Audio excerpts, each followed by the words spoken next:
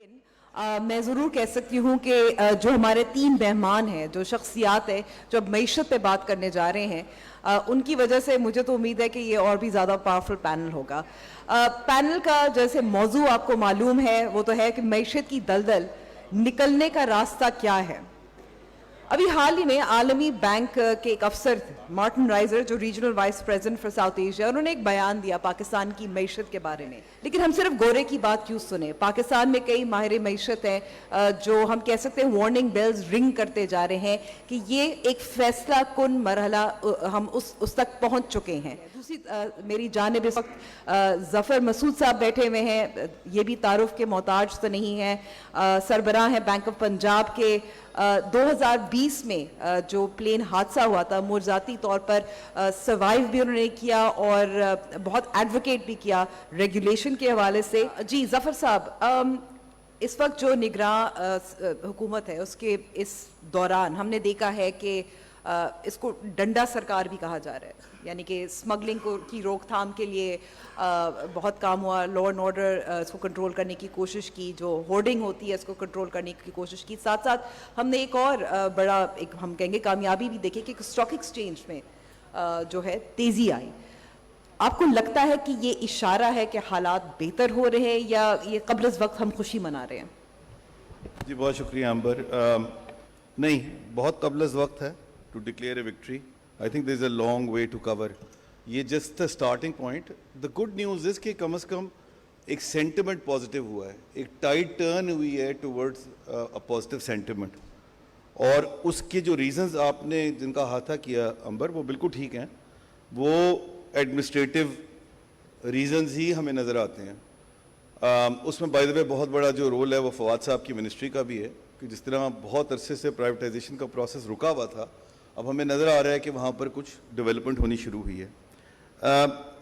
जो आपने अर्लियर सवाल फवाद साहब से पूछा था, मैं फवाद साहब ने जो फरमाई चीज़ें मैं उनसे एग्री करता हूँ। मैं एक दो चीज़ें सिर्फ हाईलाइट करना चाह रहा हूँ सामीन के लिए, यहाँ पर अपने ऑडियंस, आपके ऑडियंस के लिए।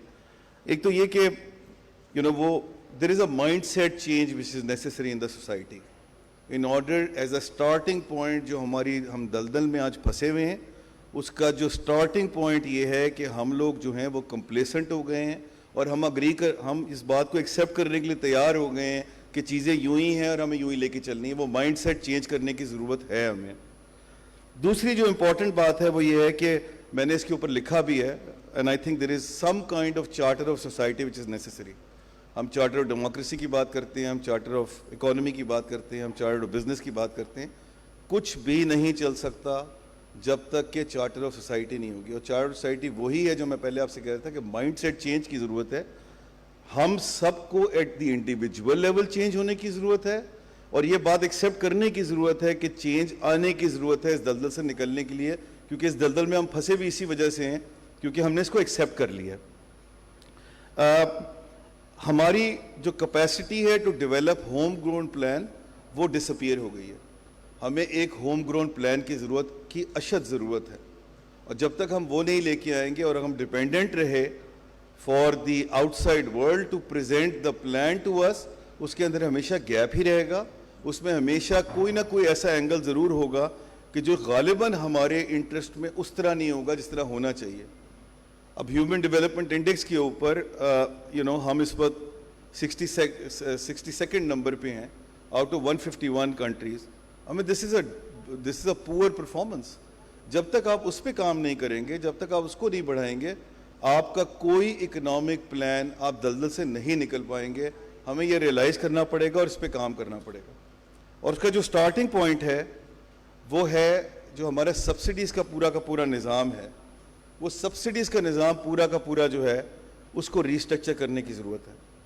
आज जो हमारा सब्सिडीज़ का निज़ाम है उसके अंदर जो substantial portion of the subsidy है, वो इत्तेफाक की बात है, काजिम साहब की एक्सपर्टीज, दोनों इंडस्ट्रीज़ काजिम साहब की एक्सपर्टीज़ है। वो एक एनर्जी सेक्टर जो सबसे बड़ा है और उसके बाद दूसरे नंबर पे एग्रीकल्चर आ जाता है। आप दोनों में देख लीजिए कि हम उन पे सब्सिडी झोंके जा रहे हैं, जबकि उसका कोई किसी किस्म का रिजल्ट हमें प्रोडक्टिविटी में नज़र नहीं आ रहा। और यही सब्सिडीज़ जो हैं इनको ख़त्म करने की ज़रूरत है, चाहे वो फर्टिलाइज़र सेक्टर में हो, तकरीबन 200 बिलियन रुपए पर एनम वो है, चाहे वो कमोडिटीज़ पे हो। फवाद साहब ने भी उस दिन इसका अहाता किया یہ تقریباً 1 ٹریلین سے زیادہ کا سٹاک اس وقت کھڑا ہوا ہے آپ کا کموڈیٹیز کی سبسڈیز کے اندر. آپ جو یہ 300 یونٹ سے نیچے سبسڈی دیتے ہیں بجلی کے اوپر, that is also misused. Gas کی subsidy is misused as well.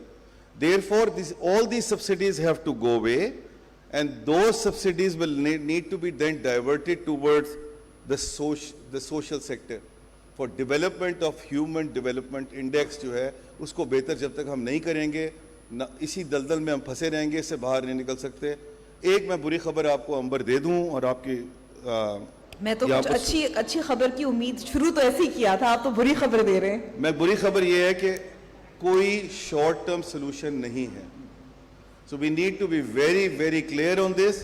یہ راستہ بہت لمبا ہے, اس دلدل سے ہمیں گزرنا پڑے گا, اس دلدل میں فور دا ٹائم بینگ رہنا پڑے گا. مگر وہ کہتے ہیں نا کہ ہمیں ریئلائزیشن اگر اس چیز کی ہو جائے کہ یہ چیز جو ہے اس سے ہمیں باہر نکلنا ہے, تو پھر تو چلے ہیں تو کٹ ہی جائے گا سفر آہستہ آہستہ. ایک سوال بار بار پوچھا جاتا ہے اور مجھے پتا ہے کہ ہماری میڈیا پہ معیشت کے حوالے سے کم سمجھ ہے, جتنی بات ہوتی ہے شور زیادہ ہوتا ہے, سمجھ کم ہوتی ہے. تو سوال میں یہاں آپ سے پوچھنا چاہتی ہوں کہ یہ جو آئی ایم ایف پہ تنقید تو بہت ہوتی ہے, لیکن جو ریفارمز اس پہ ہمیں کہا جاتا ہے کہ ہمیں کرنے چاہیے, وہ ان کے کہنے پہ مجبوری میں, کیونکہ ہمیں قرضہ لینا ہوتا ہے, ہمیں پیسوں کی ضرورت ہوتی ہے, ہم کر دیتے ہیں. تو لیکن آئی ایم ایف کے تاکہ ہم انڈیپینڈنٹ ہو سکیں, ہم آئی ایم ایف کے چنگل سے کیسے نکل سکتے ہیں؟ اچھا, یہ بڑا اچھا کیا آپ نے سوال پوچھ لیا مجھ سے. یہ اتفاق سے میں اور فواد صاحب ایک ساتھ ہی ایک سیشن میں تھے, تو وہاں پر ہمارے ایک دوست ہیں جنہوں نے بڑا اچھا بات کی تھی. انہوں نے کہا تھا کہ ہمارا پرابلم یہ نہیں ہے کہ آئی ایم ایف بڑا پرسکرپٹیو ہے, ہمارا پرابلم یہ ہے کہ آئی ایم ایف اتنا کم پرسکرپٹیو کیوں ہے. So we agree with that. And دیکھیے بات یہ ہے کہ آئی ایم ایف کا جو پروگرام ہے, اور ہمیں ایک تھوڑا سا اس کو انڈرسٹینڈ کرنا پڑے گا بہتر طریقے سے. آئی ایم ایف کا پروگرام از فار اسٹیبلائزیشن. اگر ہم نے اس دلدل سے نکلنا ہے تو I M F is not the solution. We have to go a level further than what I M F is prescribing, and then only will be able to get out of this. لیکن کیا کوئی سیاسی حکومت afford کر سکتی ہے اس قسم کے مشکل فیصلے؟ اچھا, اب دیکھیے اسی لیے میں نے پہلے ذکر کیا تھا چارٹر آف سوسائٹی کا, جو فواد صاحب نے بھی بات کی, کہ جب تک ایٹ دی انڈیویجول لیول یہ ریئلائزیشن نہیں ہوگی کہ ہمیں اس سے نکلنا ہے, تب تک ہم اس سے نکل نہیں پائیں گے. تو چاہے وہ پولیٹیکل سچویشن ہو, پولیٹیکل گورنمنٹ ہو یا ادروائز, جب تک کہ ڈیمانڈ ہمارے پاس سے نہیں آئے گی اور ہم لوگ نہیں یہ بات کو پش کریں گے on the governments, these things will never happen. اور this has never happened. India کے اندر جو 91-93 کے اندر جو پورے ریفارمز آئے تھے, وہ آئی ایم ایف کی وجہ سے نہیں ہوئے ہیں.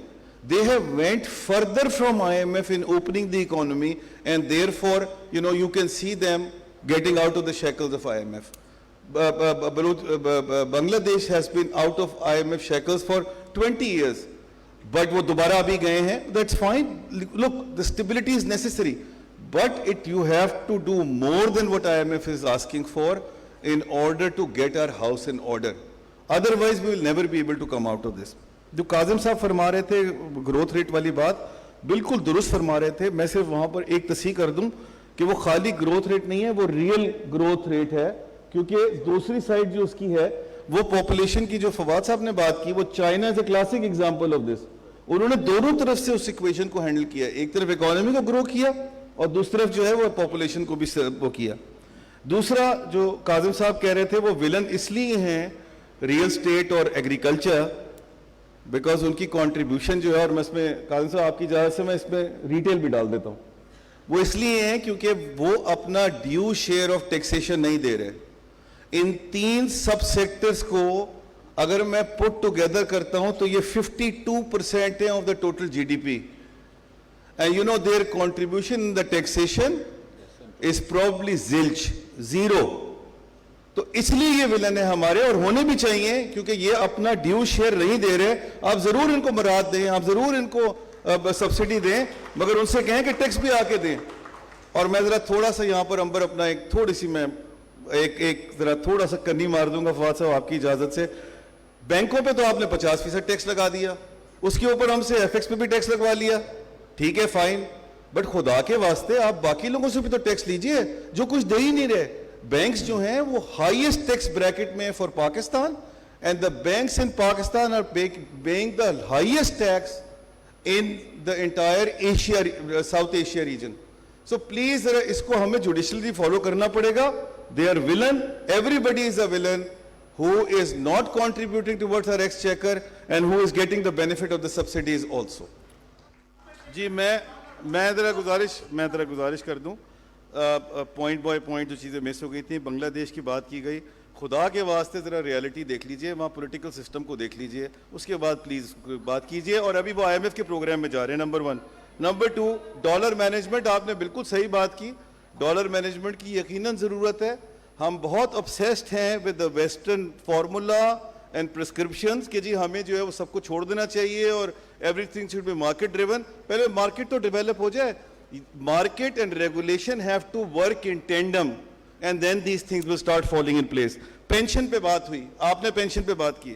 देखिए पेंशन का मामला ये है कि in the overall scheme of things pension जो है वो बहुत थोड़ा सा कंट्रीब्यूशन है. अगर मैं सारे बजट मिला लेता हूँ अपने सूबे के और फेडरल गवर्नमेंट के तो वो मेयरली 1.6 ट्रिलियन बनता है. और अगर मैं फेडरल गवर्नमेंट ले लेता हूँ तो वो 800 बिलियन बनता है. Having said that it is still untenable and it will be a problem.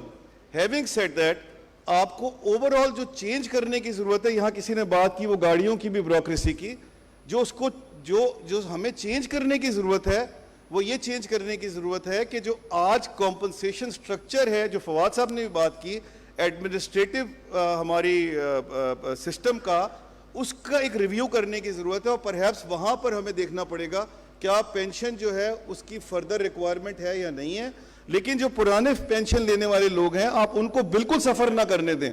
इसमें फवाद साहब भी शामिल हैं. ये बिल्कुल सफर ना करने दें. They deserve to be given better, they deserve to be brought in line because they gave in their compensation while they were working in the companies और द पब्लिक सेक्टर पर से. Therefore they deserve to be compensation better as far as, but overall एक जो हमारा requirement है वो ये है कि हमें उसको एक कॉम्पनसेशन स्ट्रक्चर को चेंज करना पड़ेगा और प्रोडक्टिविटी की तरफ जाना पड़ेगा. साइज कम करना पड़ेगा, जैसे अंबर भी कह रही थी, ऑफ द इंटायर ब्यूरोक्रेसी. और एक मैं और गुजारिश कर दूं, जो आपने रेमिटेंसेस की बात की थी. देखिए रेमिटेंसेस की हद तक जो सबसे इंपॉर्टेंट बात है फवाद साहब ने वो कवर कर ली है. मैं सिर्फ एक चीज कहूंगा जो काजिम साहब और फवाद साहब दोनों ने कवर की है. 92% ऑफ आर GNP जिसको ग्रॉस नेशनल प्रोडक्ट कहते हैं, 92% of that goes into consumption. जिस मुल्क में लोग डॉलर्स को खा रहे हो, जो आप भी बात कर रहे थे, उसमें डॉलर कैसे नीचे आएगा, जरा मुझे समझा दीजिए. आ ही नहीं सकता नीचे, आपकी इक्वेशन ही अपसाइड डाउन है. तो लिहाजा इसको हमें यहां से बढ़ के और प्रोडक्टिविटी की तरफ जाना पड़ेगा और डॉलर की यूटिलाइजेशन फवाद साहब कह रहे थे उनको प्रोडक्टिव एरियाज में ले जाना पड़ेगा. मेरी हद तक रेमिटेंसेस से बियॉन्ड जो ज्यादा इंपॉर्टेंट चीज है जिसमें हमारे लोग बाहर गए हैं वो ये है कि वो हमारे एम्बेसडर हैं. हमारे जो डिप्लोमेट्स वहां बैठे हुए हैं और एम्बेसडर्स एम्बेसीज में बैठे हैं वो हमारे एम्बेसडर नहीं है. हमारे जो लोग वहां गए हैं वो हमारे एम्बेसडर हैं. आप इंडिया की एग्जाम्पल देख लीजिए. लिहाजा उनको प्रमोट कीजिए, उनको सपोर्ट कीजिए. शुक्रिया. Thank you very much. Group picture.